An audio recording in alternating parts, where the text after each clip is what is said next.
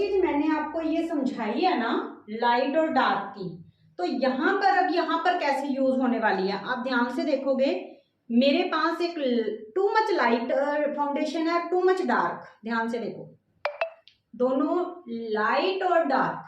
अब इन दोनों से अब देखा जाए तो हमारी इंडिया में ये टोन भी बहुत कम है। कम मतलब बहुत कम, जैसे कि भी बहुत ज्यादा डार्क टोन हमारे पास 10 to 15% ही आती है।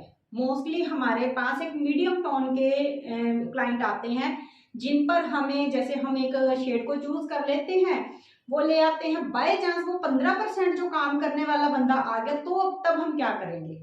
अब सेम ऐसा ही ये टोन के हमारे पास सिर्फ 5 से 7% ही आते हैं। अब तो ये बनती ही नहीं है, इंडिया की ये टोन ही नहीं है। लेकिन अगर आ जाते हैं तो क्या करेंगे।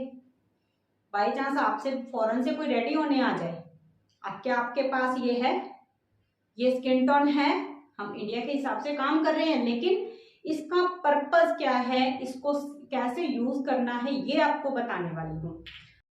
जैसे कि अभी मैंने आपको 2 कलर के फाउंडेशन दिखाए, जो कि एक सबसे लाइट था और एक सबसे डार्क था। उन्हीं 2 फाउंडेशन के साथ ही मैं आपको बाकी के कलर बनाकर दिखा रही हूँ। दोनों फाउंडेशन मैंने लिए हैं, उनकी परसेंटेज को कम ज़्यादा करते हुए, कभी मैंने डार्क को कम कर लिया, कभी मैंने लाइट को कम कर लिया। बोर्ड पर आप सामने देखेंगे मैंने परसेंटेज को लिखा हुआ है, जैसे 90, 10, 70, 30, 50, 50 ऐसे मैंने लिखा हुआ है। इसको वैसे मैंने डार्क ऑरेंज शेड के द्वारा लिखा है, पर हम फाउंडेशन में भी यही चलेगा।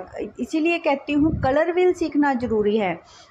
अगर आपने कलर व्हील सीख लिया ना, तो आप फाउंडेशन के शेड बना सकते हैं, आई शेडो के शेड बना सकते हैं, और लिपस्टिक के शेड बना सकते हैं, और भी जहाँ पर कहीं आपको नीड लगे और आपके पास अवेलेबल नहीं है, और आप वो सारे के सारे शेड क्रिएट कर सकते हो। इससे मैं आपको गारंटी देती हूँ, जब आप एक कलर व्हील के ऊपर काम करेंगे ना, इससे आपका खर्चा कम होगा, क्लाइंट ज़्यादा आएगा, नॉलेज ज़्यादा बढ़ेगी, काम करने में बहुत ही ज़्यादा मज़ा आएगा।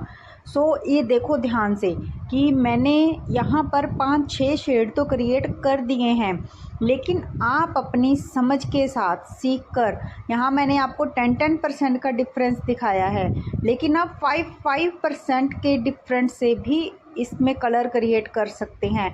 आप शेड देखिए, सोच के देखो कि हम जब क्लाइंट सामने आता है ना, तो हम हमारे पास जो फाउंडेशन होते हैं, हम काम चला लेते हैं, काम चल भी जाता है, लेकिन अगर हम काम ना चलाकर परफेक्ट करें, हम अपनी नॉलेज के साथ परफेक्ट वर्क करें, तो काम करने का अलग ही मज़ा आएगा।